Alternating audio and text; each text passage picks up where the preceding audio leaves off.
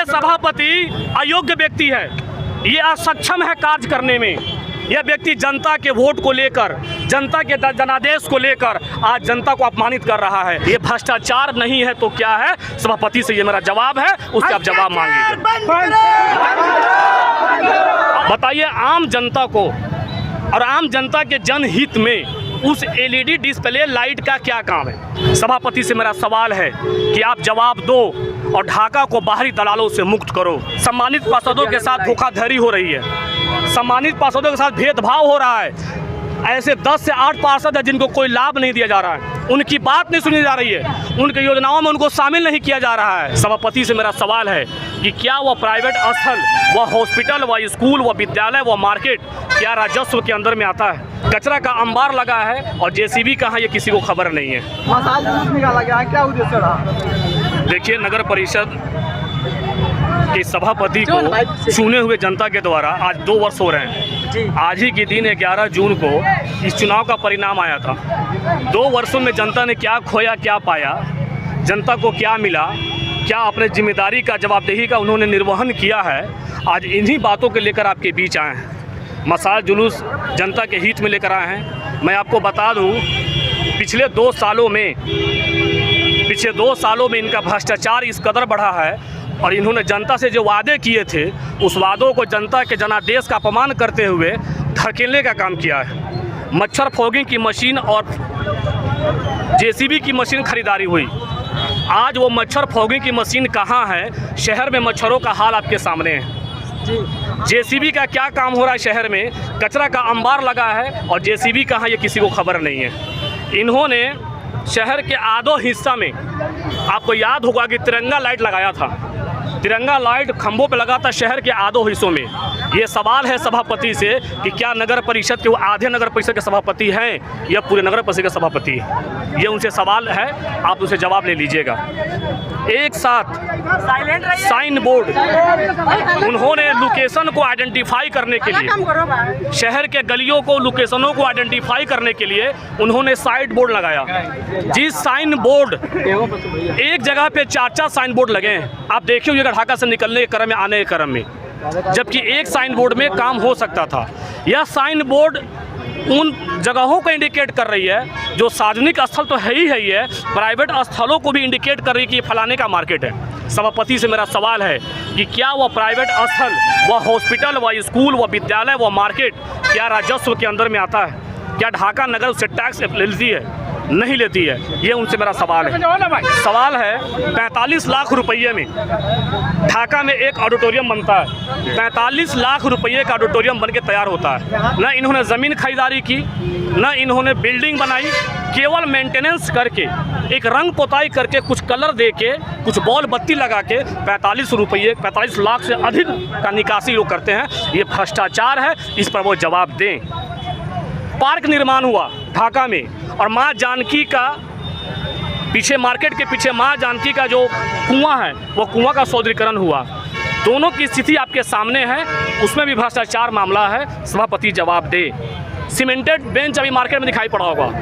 एक गली में, एक मुख्य रोड में 150 से लेकर 200 तक सीमेंटेड बेंच हैं, पर वही ऐसे 10 वार्ड है नगर में जहां एक भी बेंच टेबल नहीं लगा है सीमेंटेड का।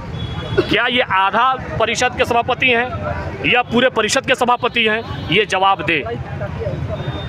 एलईडी डिजिटल लाइट लगा है, देखोगे ढाका में एलईडी का डिजिटल बोर्ड लगा है, एडवर्टाइज चल रहा है। बताइए आम जनता को और आम जनता के जनहित में उस एलईडी डिस्प्ले लाइट का क्या काम है? क्या जनता का उससे सरोकार है? क्या जनता को उससे लाभ है?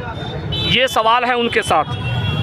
पीसीसी रोड सड़क निर्माण हुआ है, पीसीसी रोड सड़क निर्माण हुआ है, नाला का हुआ है, उसकी गुणवत्ता की जांच की जाए। ये तमाम जांच हम 12 अधिकारियों को, सीनियर अधिकारी को दे रहे हैं। ये भ्रष्टाचार का मामला है। नया मास्क टावर लगा है, पहले से जो लाइट टावर थी, जो मास्क लाइट टावर थी, उसकी मेंटेनेंस नहीं है। आप मेरे साथ चलिए बिसैया चौक पे, मैं आपको दिखाता हूँ कि एक बत्ती भुक कर रही है, सभी गलियों की बत्ती भुक कर रही है। वह मेंटेनेंस इनसे नहीं हो रहा है। मगर जहाँ रुपया गुमा का खेल है, उसके लिए इन्होंने नया टावर मास लगाया, वो भी उन स्थानों पर लगाया जो स्थान पर स्ट्रीट लाइट लगाया जाता है। कोई स्थानों का चयन नहीं हुआ हुआ। नल जल आपूर्ति बाधित है। पिछले 3 महीने से इसका संवेदक फरार है और नल जल आपूर्ति बाधित है और सभापति की कोई ध्यान नहीं है। कोई मतलब सभापति को नहीं कि नल जल कहाँ है। कचरा डब्बा 1 महीने में 3 बार खरीदारी की गई है। साथ में एक ठेला भी खरीदारी की गई है। जिस ठेला पे चालक को बहाल किया गया प्रत्येक वार्डों में, वह ठेला कहाँ है, जो व्यक्ति बहाल है वो व्यक्ति कहाँ है, और 1 महीने में 3 आप डब्बा खरीदारी करते हैं। हाँ, तो यहाँ तक हो जाता है कि इन्होंने एक टीन का बॉक्स खरीदा है जिसको उठाने के लिए इनके पास कोई हाइड्रोलिक मशीन नहीं है। वो शहर में गाँव में यूं ही पड़ा हुआ है। उसका क्या काम है? ये भ्रष्टाचार नहीं है तो क्या है? सभापति से ये मेरा जवाब है, उससे आप जवाब मांगिए। आवास योजना में हमारे सम्मानित पार्षदों को, मेरा पार्षद मासूम है, हमारे सम्मानित पार्षदों को दबाव बनाया जा रहा है कि जनता से 20,000 25,000 रुपया लाओ और हमें दो। जनता मजबूर हो रही है, मेरा पार्षद मजबूर है और मजबूर पार्षद पैसा जनता से लेकर सभापति को दे रहा है। जबकि इन्होंने सभापति शपथ लेने के बाद इन्होंने एक लेटर जारी किया था कि नगर में कोई भी भ्रष्टाचार नहीं चलेगा और आवास योजना में कोई भी पैसा नहीं ले जाएगा। इन्होंने अपने लेटर हेड से जारी किया था चिट्ठी को, मगर आपका ईमानदारी कहाँ है? आपका न्याय कहाँ है? सम्मानित पार्षदों के साथ धोखाधड़ी हो रही है, सम्मानित पार्षदों के साथ भेदभाव हो रहा है। ऐसे 10 से 8 पार्षद हैं जिनको कोई लाभ नहीं दिया जा रहा है, उनकी बात नहीं सुनी जा रही है, उनकी योजनाओं में उनको शामिल नहीं किया जा रहा है। ऐसा क्यों हो रहा है? आप पूरे नगर के सभापति हैं कि आप आधा नगर के सभापति? ये आपको जवाब देना चाहिए। ढाका उच्च विद्यालय के खेल मैदान में, ढाका उच्च विद्यालय के खेल मैदान में इन्होंने करोड़ रुपए के लागत से विभागीय टेंडर को 4 भागों में बांट के इन्होंने अपने चेले चपाटी को, अपने उचक्को साथियों को इन्होंने टेंडर दिया। जबकि उस टेंडर का वो विद्यालय हाई स्कूल से आती है और हाई स्कूल अभी तक उसका एनओसी नहीं दिया। क्या ये भ्रष्टाचार है कि नहीं है? इसी जवाब के लिए आज मशाल जुलूस का आयोजन किया गया है। सभापति से मेरा सवाल है कि आप जवाब दो और ढाका को बाहरी दलालों से मुक्त करो। ये सभापति ये कार्यवाहक नहीं है, ये सभापति अयोग्य व्यक्ति है, ये असक्षम है कार्य करने में। यह व्यक्ति जनता के वोट को लेकर, जनता के जनादेश को लेकर आज जनता को अपमानित कर रहा है। मैं आप मीडिया साथियों को बता दूं कि आज नगर किसी व्यक्ति के हाथ में है। एक शिक्षक व्यक्ति जिसके ऊपर कंप्लेन दर्ज है विभाग में, वह व्यक्ति आज नगर को चला रहा है। तो जब मेरा सवाल है कि जब कोई और व्यक्ति ही नगर को चलाता तो फिर जनता के बीच आप वोट मांगने का ड्रामा क्यों किए और जनता के जनादेश का अपमान क्यों कर रहे हैं? इसका सवाल जवाब देना पड़ेगा। आज पेवर ब्लॉक का हाल देख लीजिए, 1.5 महीना से पेवर ब्लॉक खाली खुला हुआ है। शहर में क्या होता है, जब काम होता है तो 2 घंटे 5 घंटे के लिए गाड़ी आती है, रात में काम करके चली जाती है।